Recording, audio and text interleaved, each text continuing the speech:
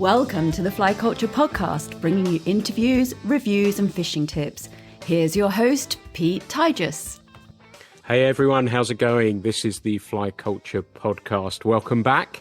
I can't believe this is episode number 46. We've been going over a year. I've been doing these over a year. I didn't realise, I only looked today to realise that it was actually June last year was the first one we've done. So I started doing them off sort of every couple of weeks, and I'm enjoying doing them so much that they turn out to be weekly now. It's been a really busy time for us at the moment. We've got the new magazine coming, and we've been busily packing that and sending that back out to the distributors. And that will be arriving. This is being recorded on September the 17th.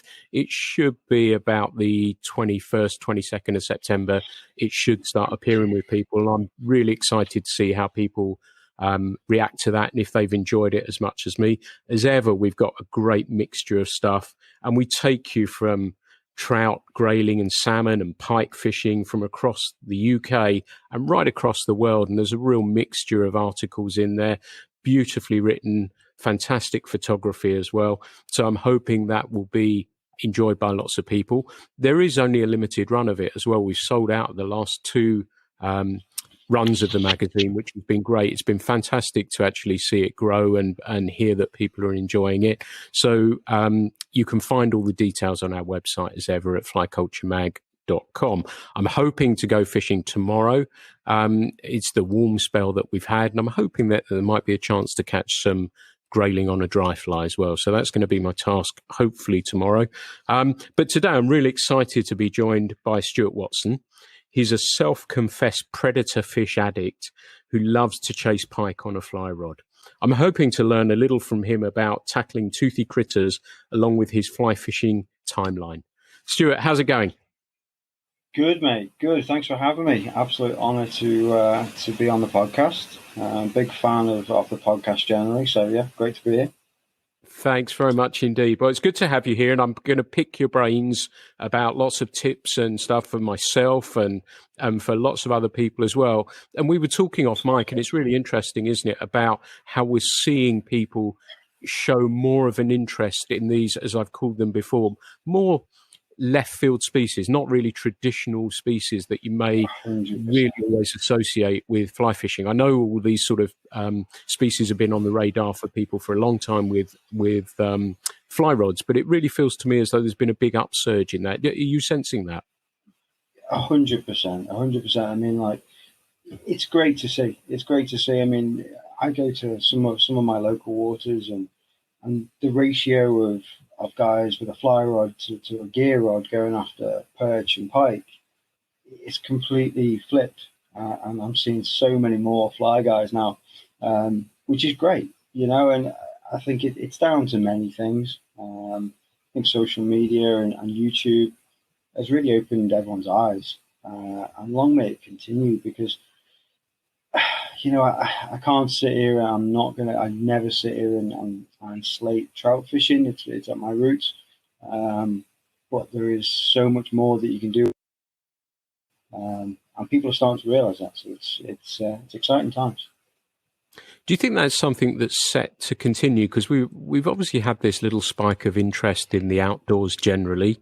We've had that spike in fishing as well, which has been great. But do you think that's the people who are coming in to, is trout fishing still the gateway to chasing these other species? Or do you think people are coming in now via a different door, via the pike or the carp or whatever it is? Do you think they're coming in that way now? Yeah, I think so. I think, you know, I think there's still a very big percentage of guys that, you know, we've all been there as trout fishermen, and, you know, you might have been a teenager, and you know, something I was going to mention later on, but I mean, it was something that captured my imagination when I was a teenager, fishing one of the big North Wales reservoirs, and I'm stripping back a cat's whisker, and line goes tight. I was like, yeah, bloody hell, what's this? You know, this is a good trout. And it came up, and it was a 5-6 pound jack, and that was it. I was hooked. I could not believe it. I couldn't believe that I just caught this pike. And as a guy, I suppose, or as a that it captures the imagination of the monster of the deep. And I think the trout guys will always have interactions with them on the big trout waters. And instead of people looking at them in a bad way and saying, oh, like we used to, oh, they're a pest and they eat all the trout, and that's gone. Well, I think that there is still somewhat of that negativity, but it's not like it used to be. And on the flip side, like you say, I've had so many carp guys and so many gear pike anglers that have come to me and said, God, you guys are killing it on the fly, like, how do I do this? How do I get into it? And they're picking up a fly rod. We all know you can go on eBay and you can pick up a fly rod, an 8-weight, a 9-weight, and you can get on the local carp lake and chuck dog biscuit flies and catch carp, and that's great fun. Middle of summer, that is awesome fun. And it's exactly the same for pike, perch, chub. Chub are massively underrated for the fly. So yeah, I think guys we're all different genres of fishing are now looking at the fly and going, okay, this isn't as prim and proper as we used to think it was. It's not for the gentry anymore. I can go down the local canal and I can catch pike, I can catch perch. Awesome. It's good. It's good to see. I hope it continues. I do hope it continues. So coming back to your personal journey there, you caught that first pike on a Welsh lake.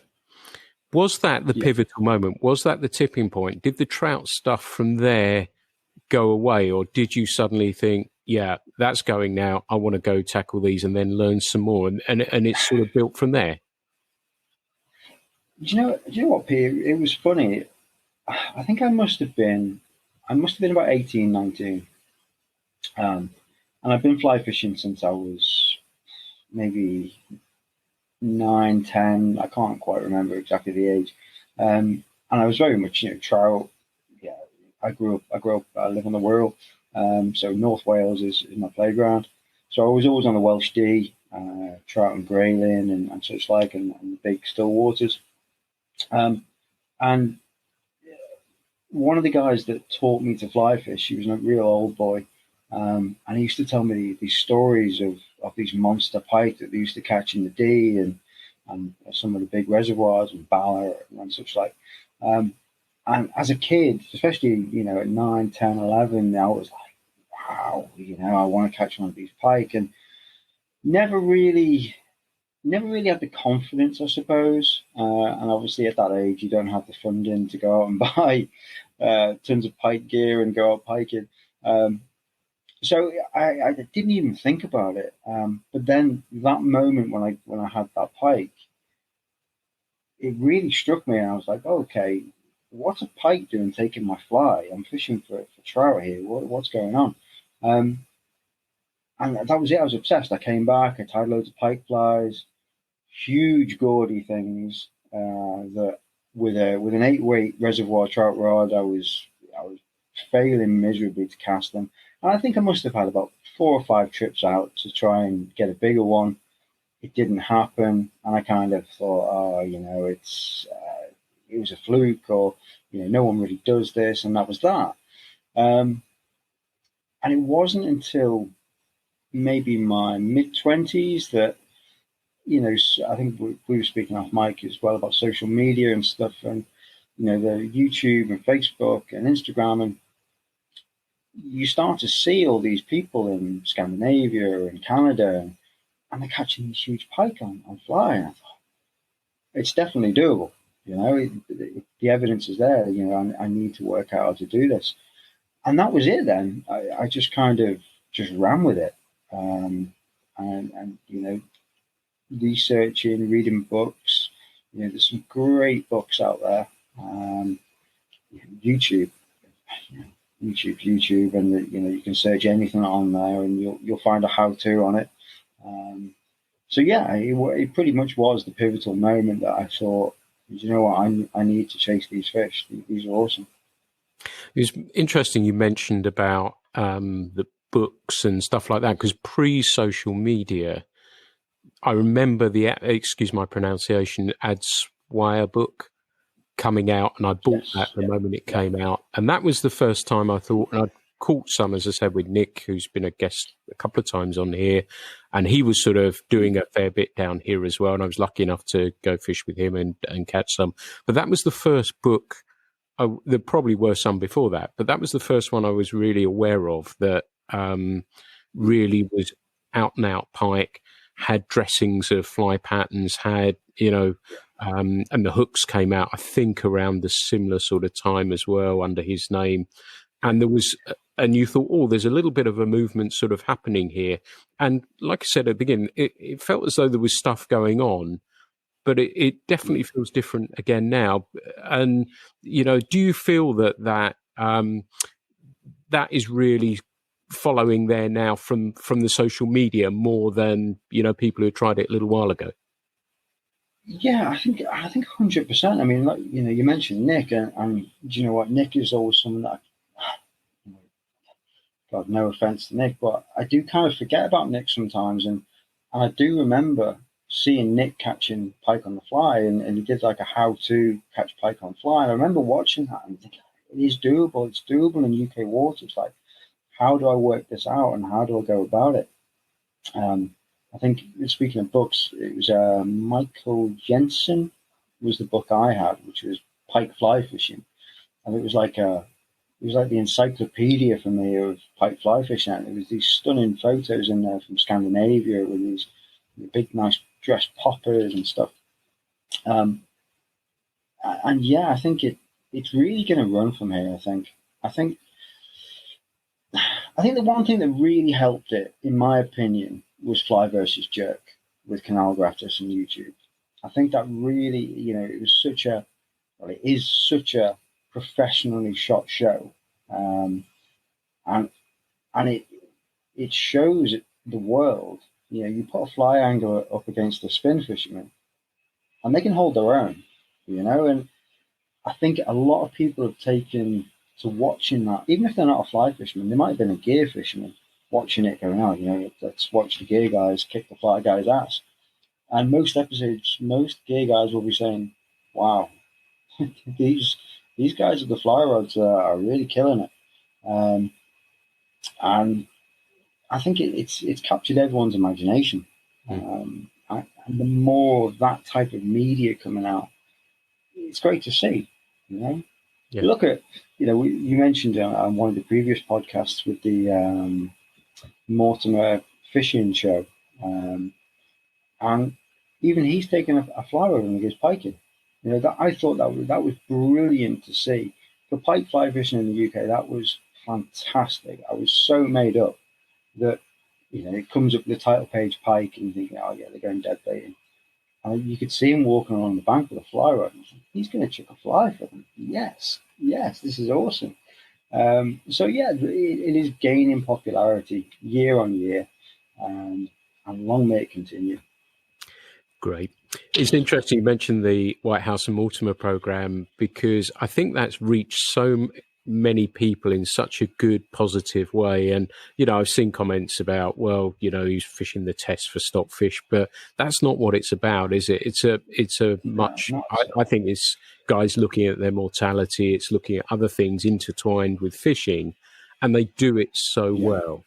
And it's engaging.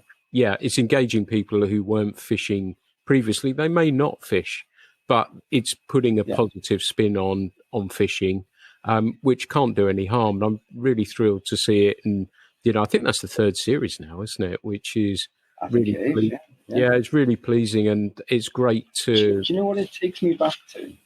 It takes me back to Passion for Angling. Remember that show, Passion for Angling? And do you know what? As a kid, that was so magical. To watch that, I can't even remember when it was on, maybe Friday night or Saturday morning or something. It was just magical, wasn't it? And it was two guys, the camaraderie, they kind of took the mickey out of each other, but they went on these adventures. And it's the same with this show. It's great to see. It's really good to see. And like you say, there's so much more to the show. There's a whole meaning of life, and enjoying the now. That we could all, or everyone out there could take stock from, especially the crazy year we find ourselves in this year. I think we need more of that in our lives. Yeah, absolutely. So we've been talking. I told you we'd go off course all over the place. Didn't I? So apologies. We talked about your entry, and that was the traditional route into fly fishing, I guess, on lakes and reservoirs, onto the river as well. Where did you cut your teeth on? What sort of lakes and things? So pretty much it was a bit strange for me, really. Like still waters were almost an afterthought. My mentor was a family friend, a guy called Jim Jones. Now he was a family friend. My father and mother were really good friends with his daughter, and it was just, I think it was one of those freak days where I think someone was having a barbecue and Jim was there, and I must have been 8 or 9, and I was into coarse fishing at the time, and Dad couldn't keep me away from the ponds. I was just down catching perch and roach, and I was just obsessed with it. I was awful at football, so I had nothing else. It was literally just fishing. And Jim kind of took me and my dad under his wing, and he said, if you really want to get into fishing, like you need to give fly fishing a go. And he very much just took us in and said, right, we're going fly fishing. And it wasn't straight onto the still waters. It was, right, you're going to need waders. You're going to need a 5-6 weight. Come around to the house. I'll teach you to cast. And we were straight onto the Welsh Dee. And it was straight onto the Welsh Dee, dry flies for grayling and trout, and through the midwinter for the grayling. And it was just magical, especially as being such a young lad. It was great. Some of my fondest memories as a child is standing in the river, and me and my dad still laugh about it now. Jim passed away a few years back, unfortunately, but we still talk about him now, and we say, some of the days you'd be stood in the middle of the river in the middle of winter, and you'd just look upstream, and you know what it's like in the middle of winter, and that mist's coming off the river, and all you could smell was his pipe smoke. And still now, when I smell pipe smoke, it just reminds me of Jim, because I never fished. I don't know how he used to catch fish, because he never fished. He stood in the middle of the river, smoking his pipe. Every now and again, he'd just put some spiders over, and he'd have like a 2-pound grayling. And I just looked up to this guy like, this guy's like a wizard. Like, how does he do this? I'm fishing like crazy, and I'm not catching, or catching very little. And he just knew it. He knew that water like the back of his hand. And I think when I hit my teen years, as most teen lads do, you want to go bigger, you want to go better. And I want the big fish. I want to catch lots of fish. And so obviously the natural progression was to move to the still waters. But I never really, I enjoyed it. To say I'd not enjoyed it is a lie. I enjoyed it, but it didn't capture me like the rivers did, and the rivers still do. And then, obviously, I turned to the dark side, and predators took over. So, yeah, that was pretty much the story. And when that journey started, it must have been really cool learning it alongside your dad and being able to hit the water with him. It was great. Yeah, it was awesome. I mean, as a family, we come from like a really close family. It's my dad and his 2 brothers and their sons.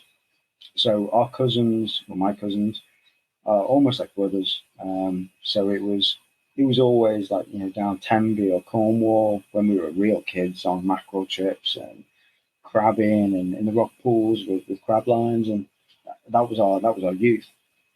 And then when I kind of took the interest in coarse fishing, obviously Dad wouldn't just go and plonk me at a pond and say, I'll pick you up at 6.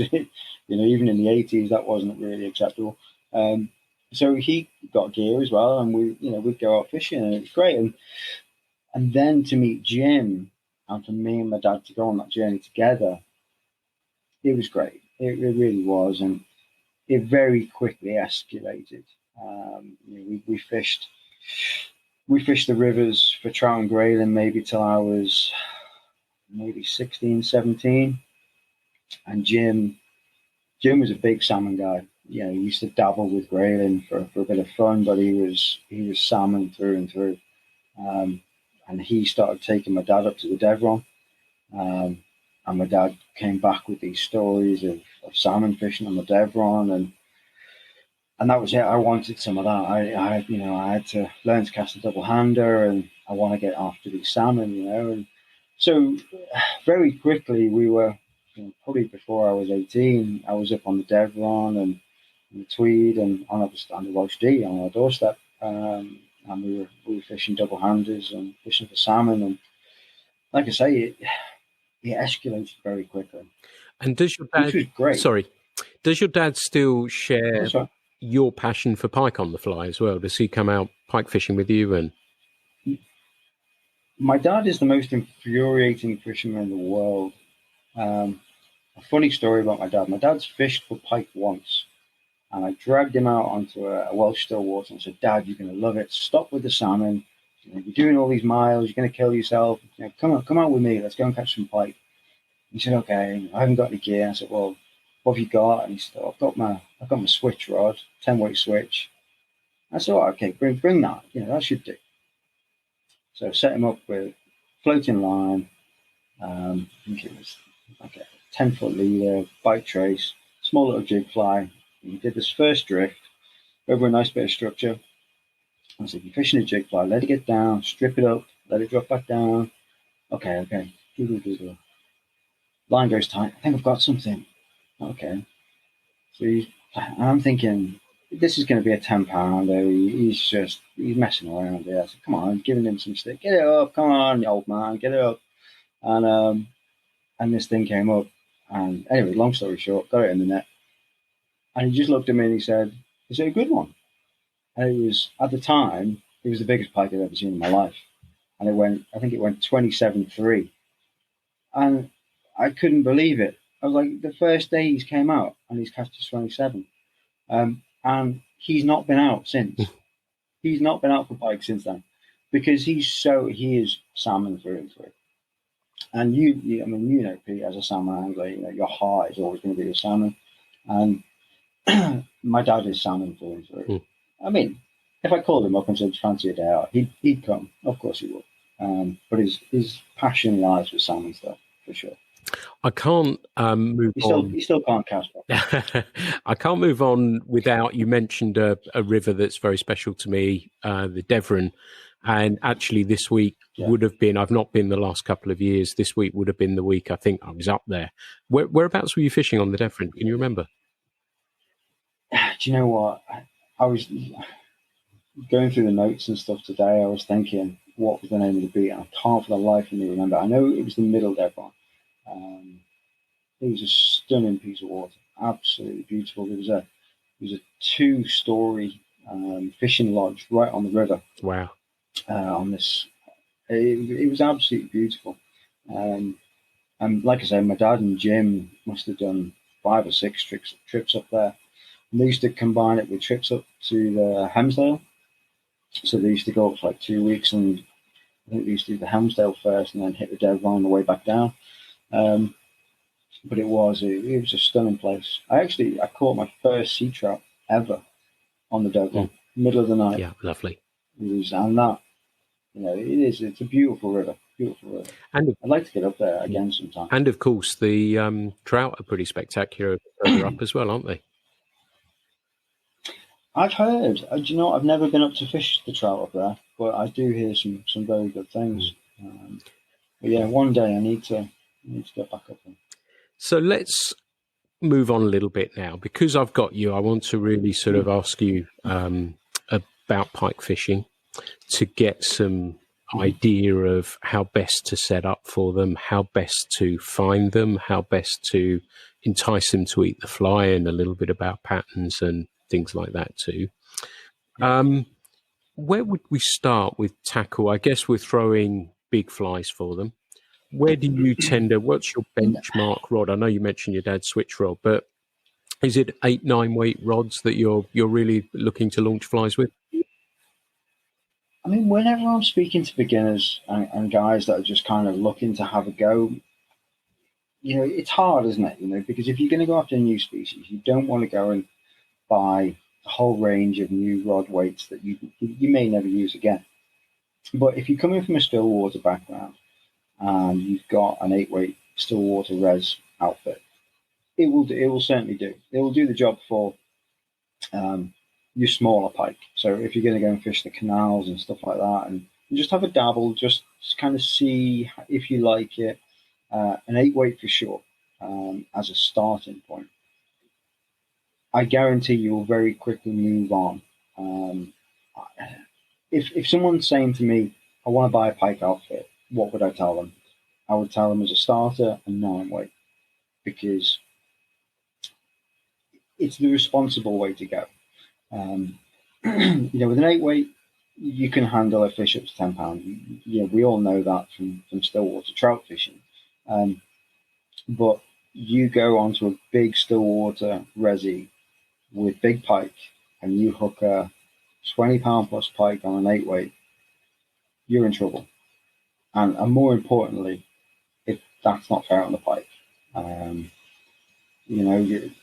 They're delicate creatures. They're vicious, but they're delicate. And overplaying, as with most fish, is not good. So a 9-weight just gives you that extra little bit of beef that you can lean into them, you can bully them a bit. There's a lot of personal preference with pike fly fishing. I've got close friends that only fish 10s.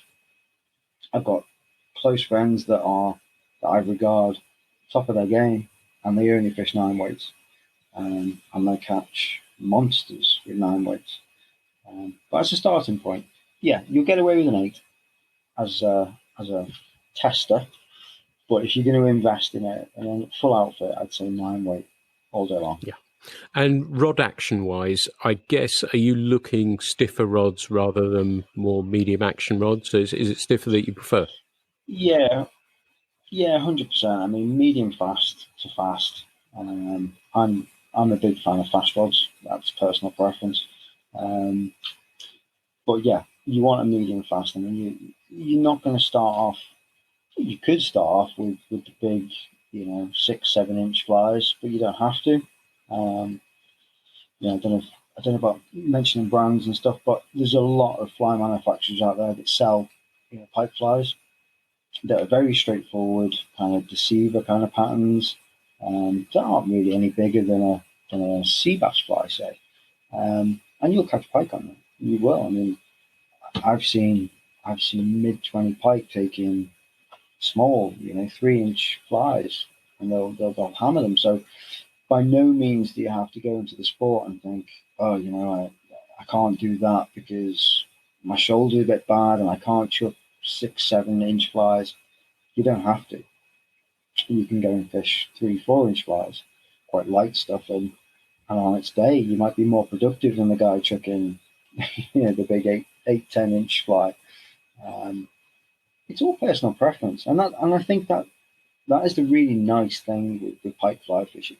That it's so much in its infancy in the UK that there almost isn't any rules, really, to what you want to do with it. If you want to go out, and chuck big flies and fish almost like that kind of musky style, you can. But if you want to go out and chuck 3-inch jig flies, fine. That's your preference. They'll all catch fish. Guaranteed, they'll all catch fish on their day.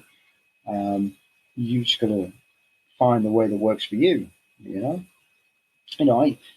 A lot of guys, that I fish with joke with me quite a lot that a lot of the flies I tie, I take a lot of inspiration from the musky style flies, and there's a certain pattern called a mega jerk, and it works like a jerk bait lure. It's proper side to side cutting, showing its profile, and I take them out of the box, and guys like, oh God, how are you going to chuck that? But that's what I like to fish. I like chucking them because I love the action. I love the hang. Again, going back to what we were saying before, it's personal preference. It's definitely personal preference. There's a lot of discussions, and I've had many discussion over a few beers with a few of the pike guys that some guys like an up and down action, like a jiggy kind of fly action. Some people like myself like a side to side. Some people can't stand a side to side. But it's what you feel confident in fishing. And that's in most things in fly fishing. If you're not chucking something that you have confidence in, then you're stacking it against yourself. You've got to be fishing with confidence. So it's just getting out there and just try, just have a go. I guarantee you'd be very surprised what you can pull out the local canal or the local river. Great. There's some great tips there, and 3-4 inch deceivers. Yeah, and there's some really great tips there because the confidence thing I'm a big subscriber to. I like though what you're saying about the fly, because of my understanding, they tend to take the fly side on, don't they, pike? So I kind of like what you're saying about that movement and how they're like that. And the other thing that struck me that you were talking about was sore shoulder. And with this heavier stuff, it's probably worth, I guess, people thinking about either looking up and learning how to double haul or getting some instruction, because that's probably going to pay you big dividends as well, isn't it, to be able to launch those big flies a little bit further? 100%. 100%. If you can put the time into learning to double haul, and like you say, even go to a professional, go to a fly casting coach, and get someone to teach you how to properly double haul. And you get on those big waters, your Grafton, your Rutlands of the world. Even if you're on the shore, if you can double haul, you're saving your shoulders so much. And tell me about reels. I guess, how important is the reel from a sense of fish running and drag and braking system? Is that super important? Again, it's personal preference. Again, I've got lots of friends that will play mid 20-pound pike with the line. Like you play a trout. I'm a firm believer in having a reel with a really good drag system. If you go and spend all this money on top-notch gear with top-notch gears, you want to use them. You should be using them. But again, like I say, that is a personal preference, 100%.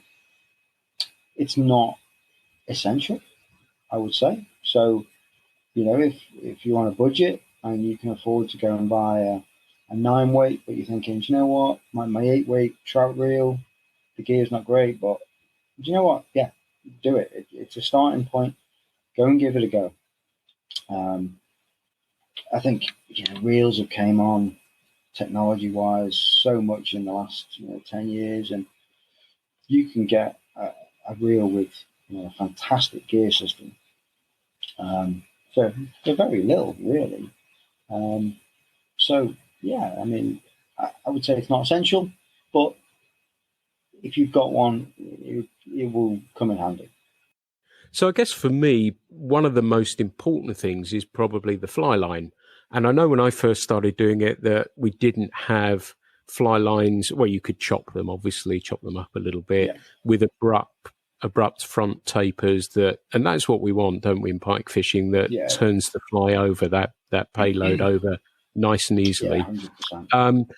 The other interesting thing for me, I'd always done it with an intermediate line, and I guess there's different situations, but is there, if somebody looking to do this, would you recommend one particular line density that would do the job for you? Yeah, I mean, I'd say you're right in what you say there, Pete, that an intermediate is a great all-rounder, especially if you're just getting into the sport. Now, whether... I suppose if you're going to be going fishing on your local canal and your local canal is only 4 foot deep at best, then maybe a regular intermediate is going to be a bit too much. There's lines on the market now, slow-mos, so really slow intermediates to just get it under that surface. Now, if you're fishing a canal or a drain, ideal. Whenever I go and fish the fens, the first line in my bag is a slow-mo. because it's ideal. To shallow conditions. You could even fish a popper with it. It's a really nice versatile line. But as a general all-rounder, yes, intermediate, even if you're fishing the big waters.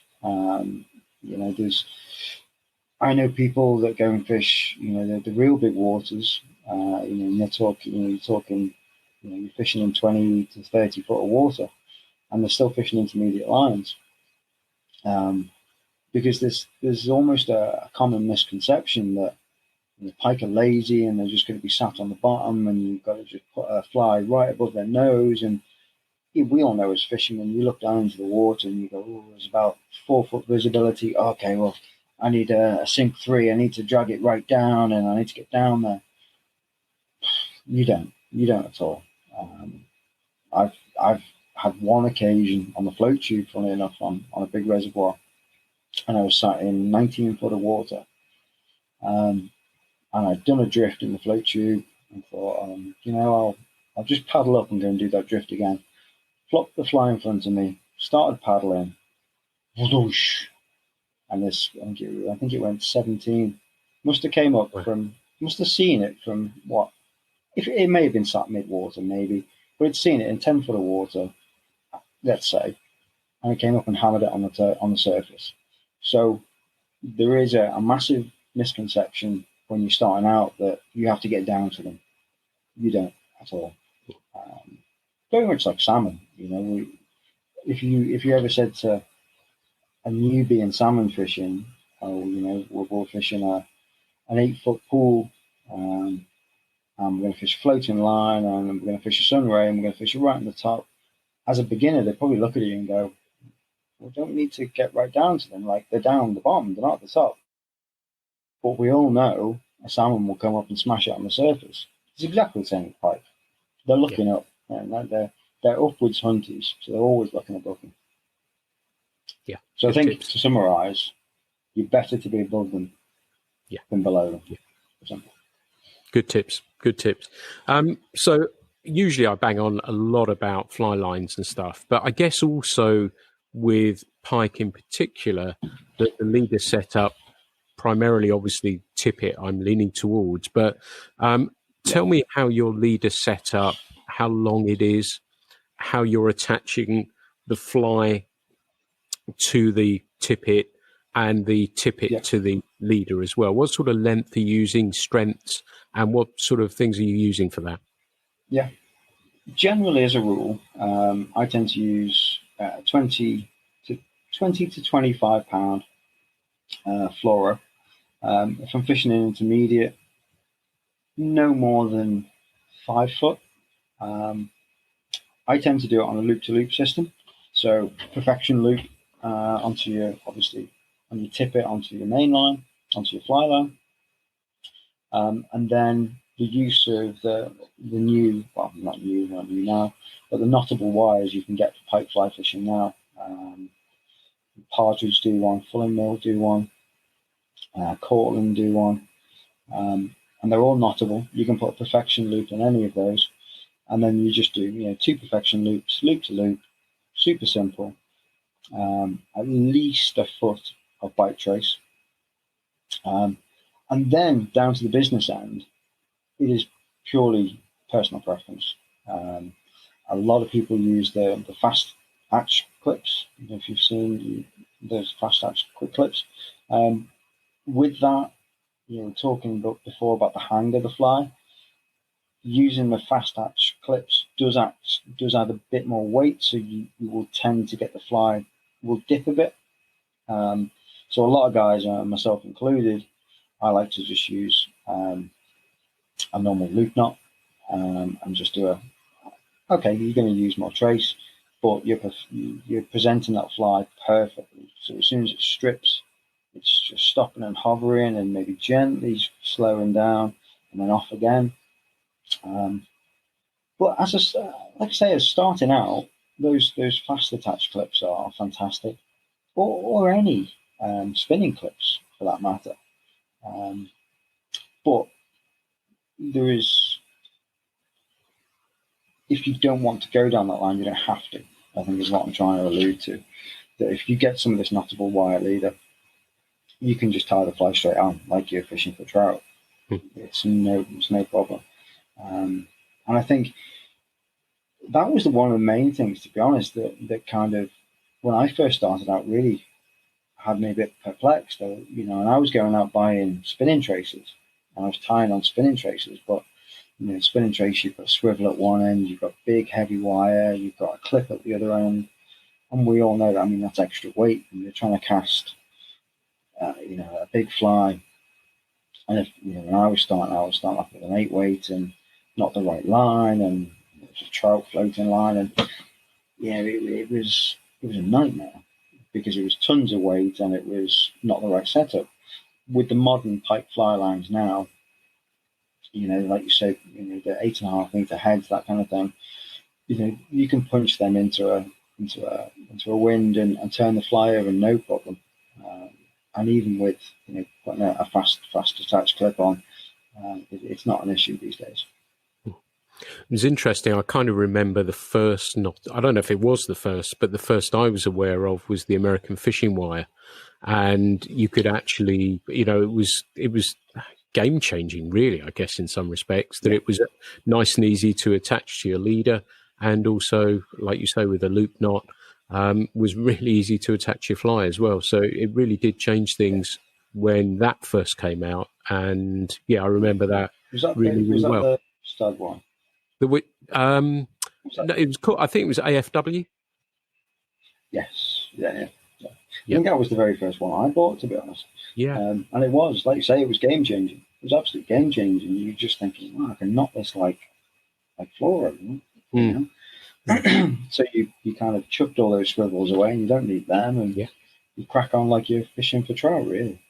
Yeah, it felt really natural to do that and really easy to actually do that. One of the things I was just thinking, actually, while we were chatting, just a quickie to throw in there, when you said about densities and stuff like that and intermediate, what about using poly tips and stuff like? Have you ever tried that? I was just wondering if somebody, again, fitting with kit that they've already got, if it's a salmon background or whatever it is, whether using slightly different tips. Have you tried that, and does it work? I have tried it, especially the 5-foot airflow salmon tips. Obviously, my background, I have piles of them in my salmon bag, and they work really well. So if you go on the internet and you find a salmon kit and it comes with a pike kit and it comes with a floating line, it's not the end of the world. Go out and get yourself a couple of a range of 5-foot poly tips, a fast sink and a super fast sink or something. And if it's a semi decent pike line with the right head on the front, it'll turn that over nicely. I would say you probably shorten your leader a bit. So maybe instead of a 5-foot leader, go down to maybe 3 foot. The great thing with pike, they're not leader shy. If they're going to hit something, they're going to hit it no matter what. They're not going to be fussed about, what's that clear stuff above it. They're not looking at that. So you can try them. I definitely used them when I was starting out, and they definitely work. Cool. 100%. Cool. Yeah, it's just interesting as how I sometimes, while you're saying stuff, I'm thinking my little brain is ticking over, thinking, I wonder if that will, give me extra versatility, I guess. But so let's take. Well, it makes it a lot easier, doesn't it? Yeah, absolutely. Let's take you to the water now, and let's imagine we've got our kit ready. We'll go into patterns in a minute, but what are you looking for? Let's say you're fishing. Give us a canal scenario, and then perhaps on a canal, are you looking to cover water? What are you looking for to find those fish? I mean, anyone I really talk to about finding and locating pike, I say the same thing, and it's almost a bit cheesy, but it's think like a pike. Pike are, if you look at the makeup of a pike and the way it hunts, and if as soon as you pick up any book on fish and read about the pike, You know, they're built as ambush predators. Their turn of pace is insane.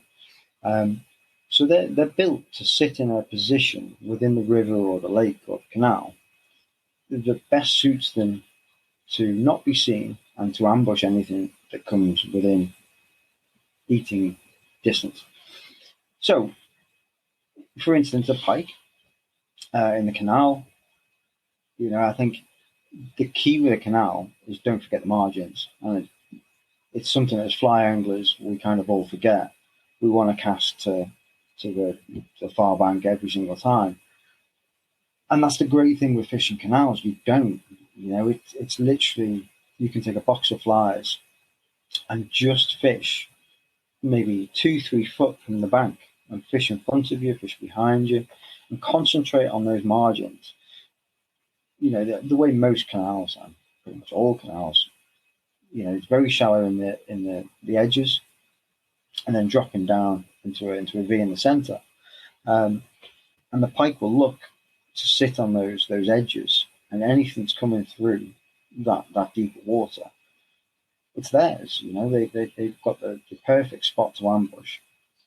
And to be honest, I really enjoy fishing canals. I mean, my local canals don't hold particularly big fish, but they hold a lot of them. And I always say it's a great place for guys to go and start, because you'll go and catch a lot of jacks, and you'll have a lot of fun doing it. And treat it almost like you go into on a trout fishery, fan cast it, concentrate on those edges, and work your way out. And as much as I'm saying the fish will be sitting on the margins, you will find the odd fish if there's, I don't know, say there's a bit of structure in the center of the canal that's given a perfect ambush point for that pike. We don't know it's there, but he certainly knows it's there. So it's worth covering. And break down a canal that way, and, take it in 20, 25, 30 foot steps, fan cast it, concentrate on your edges, move down, and just work your way down. It's a lovely way to fish. But I mean, taking that advice of looking for structure, you can literally turn that to every piece of water you're going to fish. If you're going to go fish a river, predators aren't stupid. They're not going to sit in fast flowing water, expelling energy, chasing fish. It doesn't make sense. So what will they do? They'll go and sit in slacker waters where they are close to a bit of fast water, that if they see something, they can quickly shoot out, kill it, back into the slow water, and they're fed and they're watered and they're happy. So rivers, you're looking for your back eddies, your deeper undercut banks is always a good one. Never fails to shock me whenever I'm fishing the river that your fly's swung in and it's tight to the bank, and that's where the fish are. They're under that bank and they're just waiting for the next meal to come along. And the same, with the big lakes. If you get onto the big resis, any type of structure, it gets tough. It gets tough in the really big resis that are kind of a little bit uniform bottoms, and you're looking for almost the slightest depressions that will give the pike somewhat of an advantage over the prey fish. Some reservoirs you go to, there's one in particular I fish that is full of just rocky outcrops and old walls and stuff like that. It's not great for the fly collection because you tend to lose most of them on the walls. But it's ideal for the pike. It's just ideal hunting ground. So if you're lucky enough to have a fish finder or a sonar, just look for those structures, look for those drop offs, and think like a pike. That's the thing I would definitely drill into everyone. Just think like a pike, and you won't go far wrong. Great tips. I guess I started with the canal because it's a good place for a beginner to start, isn't it? And then work from there. But the river stuff, I remember watching John Hall in action on the chalk streams I think it was a little while back now, on the fly fishing film tour, and a film that they did in fishing there, and you see some of these sort of reports of wonderful pike being caught on rivers. And do you have a favourite? Which is your favourite method of fishing for pike? Or what's your favourite? For me, is rivers. Location? Sorry, I just love fishing rivers. I really do. I mean, invariably, I end up fishing the big reservoirs most, purely because of conditions and whatnot. Because obviously the Welsh Dee does warm up very quickly, and as soon as you get up to that 18 degrees, it's not safe. You shouldn't be fishing for pike in that kind of water temperatures. So obviously you have to go to the bigger waters where you've got cooler temps. But yeah, I mean, just fishing for pike in the river is just awesome. It is just fantastic. I had a great day exploring a new beat early winter last year with a good friend, and he'd had a good pull, and he said, "Oh, come down, cover this fish again. There's a fish there. It's feeding. It's definitely feeding." So yeah, we're fishing. It's quite a good flow. The river was quite high, and we're fishing sink 3 lines. And yeah, my mate had said, he's definitely taking fish there. He's just hit me twice, but nothing's connected. Come and cover it. So I hooked this sink 3 into the middle of the flow, and almost like salmon fishing, just let it swing round into the slack, right onto the crease. I just started stripping back. And I was on quite a high bank, looking right down, and in the shallows it was maybe 4 foot. And I'm stripping back, getting quicker.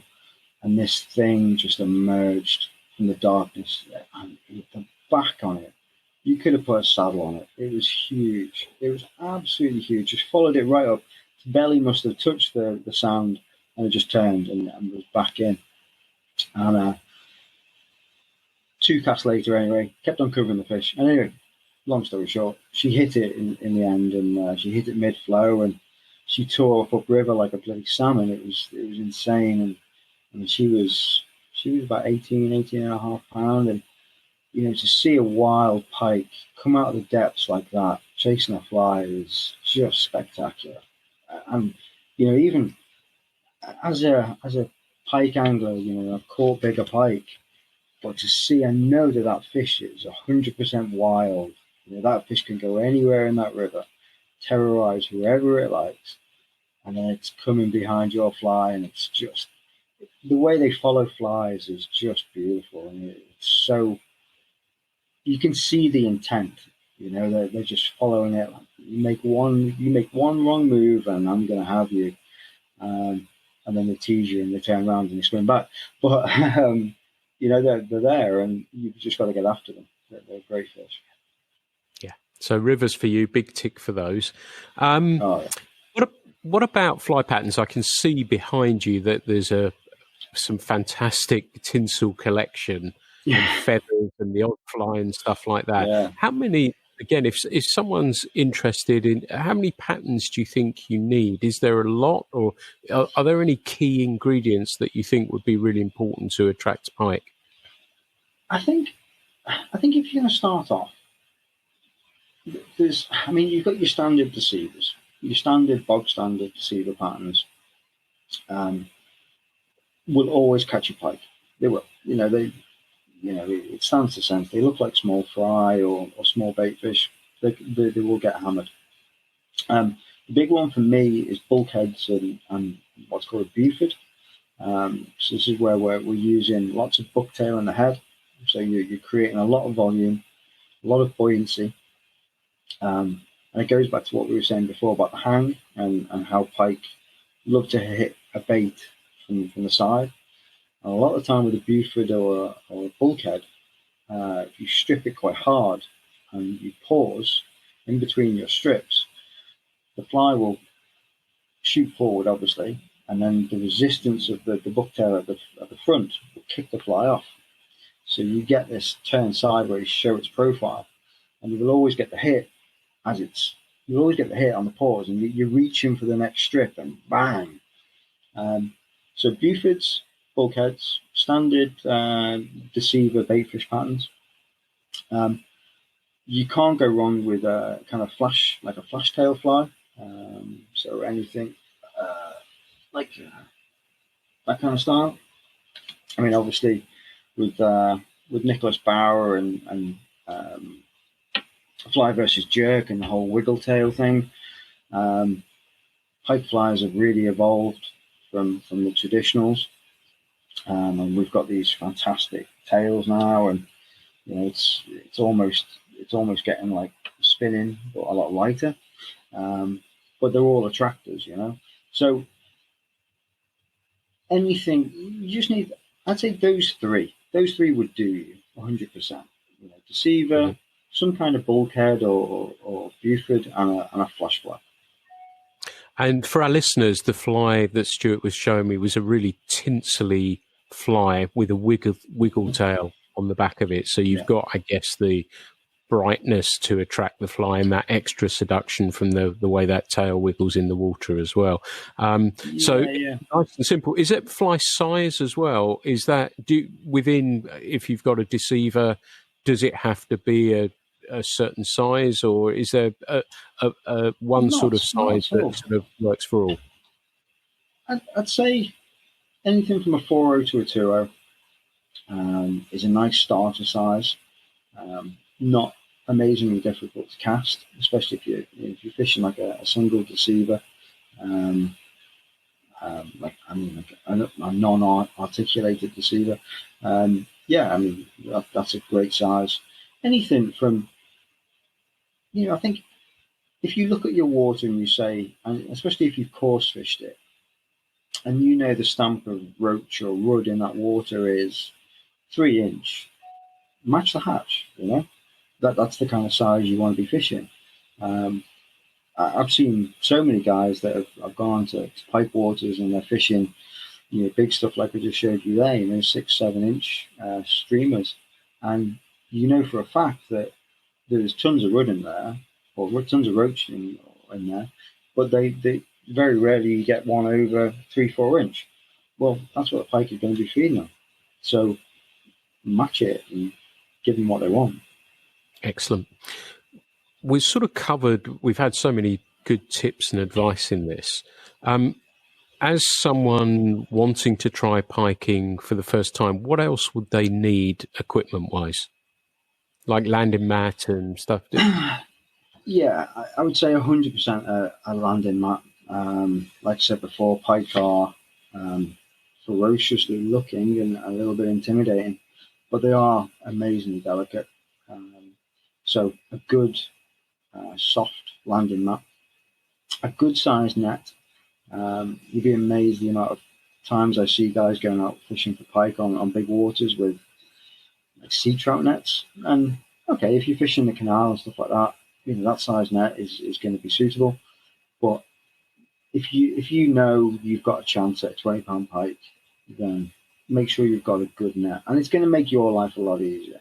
There's nothing worse than you finding yourself on a big reservoir with a 20-pound pike folded in two in a small sea trap net, and you're going to be panicking, and you don't want to be panicking. That's the time where you want to get yourself organised, have a big enough net that you can put the net on the side, fish are still in the water, let it rest up, get yourself organised, get your mat out, and get ready to deal with that fish in the safest possible way. On that same note, obviously, long-nose pliers goes without saying. These pike's teeth are incredibly sharp to the point of you won't even feel it. If they nick you, you won't even feel a thing. And the next thing you know, all this blood's coming out from nowhere, and you've got no idea where it's coming from, and it turns out it's your thumb that's cut in half. So yeah, long-nose pliers, keep your fingers away from those teeth as much as you can. I always say to any guys that I'm speaking to starting up, have wire cutters and bolt cutters, just to have them in your bag, just in case. There's nothing worse that, if you get a pike, it's really inhaled a small 3-inch deceiver fly, it's taking it right back. Especially if you're fishing barbless hooks, it would be safer for the pike and safer for you to just snip it off, sacrifice the fly, and give that pike the best chance you can to get it revived and get it back in the water and let it fight for another day. And on that, like I say, barbless hooks is a big advisory of mine, especially when you're beginning. They can be intimidating to unhook. Make your life easier. Put fish barbless hooks. If a pike slams your fly, it's not going to come off because they come unbuttoned because you've got fish and barbless. Like, they're going to inhale it, and it's very unlikely you'll lose it to an unbarbed hook. So yeah, I mean, I would say always have the pike's best interests in mind as well. As much as they are ferocious, they're delicate, and you need to look after them. And as fishermen, we want to make sure that they're growing into the 20s, the 30s, the 40s of the world for future generations. Great. That's some good advice there. Thank you for that. You've touched on muskie, and I don't know a great deal about them. I know a little bit. I've just a little while back finished reading John Girack's recent book, and he has obviously developed a little bit of a passion for muskie fishing. It sounds similar, more so in salmon than lack of numbers than anything else, although there can be special days as well. But they're a pretty spectacular fish. For our listeners who don't know much about muskie, how would you describe those comparative to the pike that we have here? So the muskie is the same gene as the pike, but it is a different strain, let's say. It is far bigger. In the US waters, they class a 35-inch fish as an average fish. And that's just mind-blowing. If you think about a 35-inch fish, that's huge. A 40-incher, they're happy, but by no means is it a specimen. And the magic number for the Americans and Canadians is a 50-incher. And if you see photos of these 50 inches, oh my God, they are just ginormous, huge things. Getting up to 60 pounds plus. They are, I would say, the epitome of freshwater predator fishing. They sound virtually impossible to catch, but I think that's part of the allure as well, I think. And I've got a couple of good friends out there. Marlon Prince, he's a guide out of where's Marlon out of? St. John River. And there's a good friend, Olivia Machald. I never pronounce her surname very well. And she's a musky fly angler out of on the Niagara. And they're catching some awesome fish out there, absolutely awesome. And I've got a couple of invites to go next year, but we're going to have to see what happens with COVID and work, and personal life, and see if I can get a pass to go and chase some muskie for a week or two. Would be pretty cool. I was going to ask you about your dream destination, but I think you've probably answered that. Is there somewhere else that you've always wanted to visit to tick your fly fishing box, as it were? I'm kind of torn at the minute, Pete. As much as, like we were chatting before that we started recording, that I've been watching a lot of muskie shows, and muskie is very much at the forefront of my mind at the minute, and getting out there and doing that is definitely bucket list. But for me, the Arapaima is my ultimate destination fish. To get down into the Amazon and really go all out and go and see the tribes and go and immerse yourself in that Amazonian environment, and to chase the Arapaima. I mean, the Arapaima is just on a fly rod would just be insane. I can't even begin to think what that's like. So yeah, one day. Fantastic. And we've talked about tackle and setups and everything else. Have you got a Hall of Fame piece of tackle? Your favourite rod that you love to use that you Yeah. would be on the water without it? Yeah, I mean, it's my Vision Big Daddy TI. Everyone probably knows it as the gaudy yellow one that Vision has. It's bright canary yellow, but I just love it. The action, it's a 9 weight. The action is just superb. I've caught a lot of good fish on it. And for me, in a way, it almost epitomizes what pike fly fishing is. It's it's not olive, it's not brown, it's bright, in your face yellow. We're not gonna, follow the rules. We're going against the grain. This is pike fly fishing. It's cool, it's hip, and that sounds all very cheesy, but that's kind of the image it kind of gives out, which I think is really good. I think it is. I think predator fly fishing appeals to the youth because I think, like I said before, with Canal Gratis and some of the top brands out there that are really marketing the predator fly side as the real up and coming cool thing to go and fish for, and to have tackle following that style and that trend, I think really epitomizes the sport right now. And so yeah, the canary rod of TI would be my favorite, 100%. Fantastic.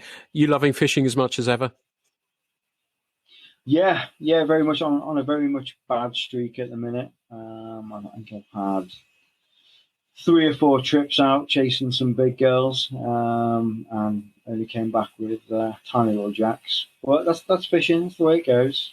You go through these bad spells, and you've got to just soldier on through them, and the good times will come. So I'm giving the pike a rest this weekend, and I think I'm going to chase some perch instead. So I'm looking forward to that. Good. I'm sure as a result of this, there's going to be lots of people wanting to know more about pike fishing. And I know on Instagram you put lots of stuff out there, some great pictures, some beautiful flies. How can people find you on social media if they want to? Social media is probably the best is Instagram, Stuart Watson _fly fishing, or on Facebook if they search Stuart Watson or WTF, which is Watson's Toothy Flies, which is my page, which is where I do my fly tying and the fishing adventures kind of side. But yeah, just hit me a line if you've got any questions. Drop me a message, and it's probably worth mentioning. But I'm chairman of what we call the PFFA, Pike Fly Fishing Association. And I can't speak highly enough for our members that everyone is so friendly and everyone is so helpful. And if you are really truly wanting to get into it and looking for, even if it's local guys to you that you can say, I'm based in Thetford, can anyone take me out? I guarantee you there'll be a member in our club that can say, yeah, let's go out Saturday. I'll show you the ropes. And I think that's important with pike fly fishing, because I think everyone can have a trepidation about it, and have someone really experienced with you is a good way to go. So I would say definitely, it's a shameless plug, but I would say definitely check out the Pike Fly Fishing Association as well. Good bunch of guys, and they'll help you get started. That is a shameless plug, but a very, very good one as well. And I remember years back, they used to have a forum, didn't they? Is that still? They did, yeah. They did. No, well, to be honest, I took over last year, and the forum hadn't really done much for a few years. And I think technology and social media kind of moved on. Facebook's such a big thing now. So we almost not did away with it. We've archived it for the time being. But yeah, the Facebook group is still very much there. An active website as well, pffa.co.uk. And it's £10 for the year. And it's just a bunch of like-minded predator nuts that meet up most months for a little competition or a little social, and everyone helps each other out. It's bred from the PAC, I think it was 2000 it was started. And there was a few guys within the PAC that were starting to chuck flies for the pike, and it kind of just separated off from there. We're still very much affiliated with the PAC, but yeah, we kind of do our own thing as well. So fantastic, Stuart. This has been a really great chat. I've learned so much, and I'm sure the listeners will do too. I'd like to thank you so much for being a guest on the podcast. It's been brilliant. Wow, it's an absolute honour, Pete, and thank you very much for having me. And yeah, guys, if you have any questions, give me a shout. But yeah, get out there, chase those pike. Fantastic. Stu, thank you very much indeed. It's been brilliant having you on board. Everyone, Cheers, Pete. You are most welcome. This has been the Fly Culture Podcast. I hope you've enjoyed this one as much as all the others. You can always, as we said at the end, if you need some help or advice, you can contact me and I can put you in touch with Stuart, or you can find Stuart, as he said, on social media channels as well. He puts lots of great pictures out and information as well. So hopefully you'll find something from that. We've got lots more planned, so there'll be another podcast very soon. But thanks very much indeed for listening to the Fly Culture Podcast. The Fly Culture Podcast is brought to you in association with Fly Culture, a quarterly print magazine. For more information, please visit flyculturemag.com. You can also find Fly Culture on Instagram, Facebook, and Twitter.